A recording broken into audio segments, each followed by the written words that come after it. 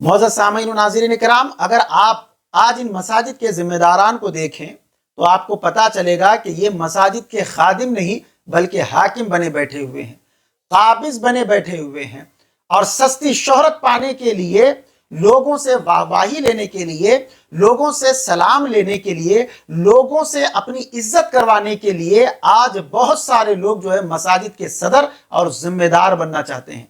मोअज़्ज़ज़ सामीन व नाज़रीन किराम, मैं ये बात मुतलक़न तौर पर नहीं कह रहा हूं कि सभी ऐसे हैं, बल्कि इसमें अक्सर वो हैं जिनको मैंने खुद देखा है कि जो मसाजिद के खादिम होने पर अल्लाह तबारक व तआला का शुक्र अदा करते हैं और इमाम और मुअज्जिन को गुलाम नहीं बल्कि सर का ताज समझकर मसाजिद की जीनत बनाए हुए हैं। ये बहुत कम हजरात आपको देखने में मिलेंगे, वरना आज अक्सर लोगों का ये हाल हो चुका है जो मसाजिद को अपनी जागीर समझ बैठे हुए हैं और इमाम और मुअज्जिन को डराना और धमकाना ये अपना हक समझते हैं। और जिनके इल्म व अमल का हाल ये होता है कि अगर कभी किसी वक्त इमाम या मुअज्जिन मस्जिद में ना हो तो ना सदर इकामत दे सकता है, ना नमाज पढ़ा सकता है, ना जो दूसरे ट्रस्टियान होते हैं ना वो अजान या इकामत या जो है नमाज के पढ़ाने के काबिल होते हैं। अरे पढ़ाने की तो बहुत दूर की बात है, ये खुद अपनी नमाजों को सही तरीके से नहीं पढ़ सकते। ये खुद जिन्हें वुजू और गुस्ल के जो है मसाइल मालूम नहीं होते,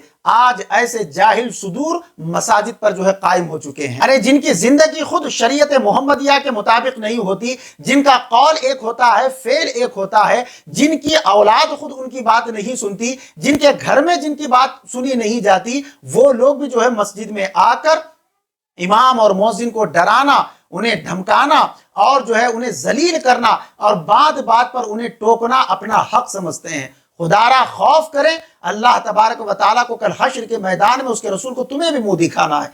कल हश्र के मैदान में रसूलुल्लाह सल्लल्लाहु तआला अलैहि वसल्लम के सामने तुम्हें भी हाजिर होना है। खुदारा होश के नाखून लें, आप क्या कर रहे हैं? ये अल्लाह तबारक व तआला ने अगर अपनी मस्जिद के लिए, अपने घर के लिए अगर आपको चुन लिया है, खिदमत के लिए अगर आपको चुन लिया है, तो अल्लाह की बारगाह में हमेशा जो है शुक्र अदा करते रहें, हमेशा इमाम और मुअज्जिन की जो है इज्जत करते रहें, उनका एहतराम करें। अरे क्या तुम्हें याद नहीं कि मेरे आका दो आलम सल्लल्लाहु तआला अलैहि वसल्लम ने इमामों के लिए क्या फरमाया था कि अल इमाम ज़ामिन, इमाम जमानतदार है, इमाम बंदे और खुदा के दरमियान वसीला है। तुम जितनी नमाजें उस इमाम के पीछे पढ़ते हो, अल्लाह तबारक व तआला की बारगाह में पहुंचने के लिए वो इमाम वसीला है। मेरे आका ने तो फरमा दिया कि इमाम तुम्हारा जामिन है, जमानतदार है। तो हमें क्या चाहिए? हमें उसे हमेशा खुश रखना चाहिए, हमें उसे हमेशा राजी रखना चाहिए। ये नहीं बल्कि हमने जो है घर का झगड़ा उसके साथ निकालना शुरू कर दिया, बाहर का झगड़ा उसके साथ निकालना शुरू कर दिया और बात बात पर उसे टोकना शुरू कर दिया। ऐसे जाहिल सदरों की वजह से,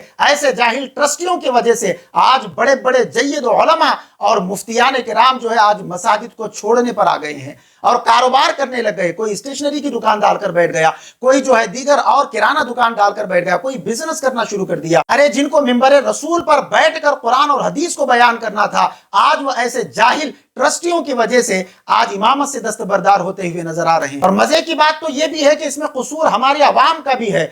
आवाम ऐसी भोली भाली है कि हर जगह आवाज उठाएगी, लेकिन जब किसी मस्जिद में नाहक के जुल्म से किसी इमाम को अगर निकाला जाए या किसी मुअज्जिन को अगर निकाला जाए तो अवाम बेचारी ऐसी खामोश हो जाती है जैसे कि उनके ऊपर जो है कोई सन्नाटा छा गया हो, मुंह में से जबान निकाल दी गई हो और मुंह में उनके जबान ना हो, ऐसी अवाम हो जाती है कि भाई हमें क्या करना है, कोई भी हो, हम नमाज पढ़ाने वाला है तो हम उसके पीछे पढ़ लेंगे, चाहे वो घोड़ा हो या गधा हो, हमें उसे कोई लेना देना नहीं है, चाहे खुद उसे कुरान सही पढ़ने आता हो या ना आता हो, हमें कोई मतलब नहीं है। बस जो है वो तनख्वाह कम लेने वाला हो और नमाज चाहे कैसी भी पढ़ा ले, हमें उससे कोई लेना देना नहीं है। ये अवाम का भी इसमें कसूर है। अल्लाह तबारक व तआला ने तुम्हें अगर मसाजिद के खादिम बनाया है, अल्लाह तबारक व तआला ने अगर तुम्हें खिदमत गुजार बनाया है तो अल्लाह का शुक्र अदा करो, अपनी आखिरत को अच्छी करने पर जो है इस काम को लगाओ। और अल्लाह तबारक व तआला का वो मुकद्दस घर है कि जहां पर तिनका उठाने वाले को भी सवाब दिया जाता है। लेकिन अगर आज आप मसाजिद के ट्रस्टियों का हाल देखें तो अगर फैन भी चालू करना होगा, खुद भी चालू कर सकते हैं, लेकिन मौजिन को बुलाएंगे कि मौजिन साहब फैन चालू करिए, मौजिन साहब ये कचरा उठाइए, मौजिन साहब यहाँ पर जानिमाज बिछाइए, मौजिन साहब ये मुड़ा हुआ क्यों है, मौजिन साहब यहाँ पर कचरा क्यों है, मौजिन साहब यहाँ पर फला ये क्यों है। ये समझते हैं कि अगर हम इस तरीके से बोलेंगे तो हमारा एक रौब रहेगा, हमारा मुकाम बढ़ेगा, हमारा दबदबा रहेगा, लोग देखेंगे कि हाँ ये सदर है, ये नायब सदर है, ये ट्रस्टी है, तो तुम क्या इबादत कर रहे हो। अरे मस्जिद के तुम सदर तो और सेक्रेटरी तुम इसीलिए बने हुए हो कि तुम्हें लोगों की नजरों में बड़ा होना है। अरे मसाजिद के जब खादिम बने हुए हो तो अल्लाह की बारगाह में बड़े होने को चाहो।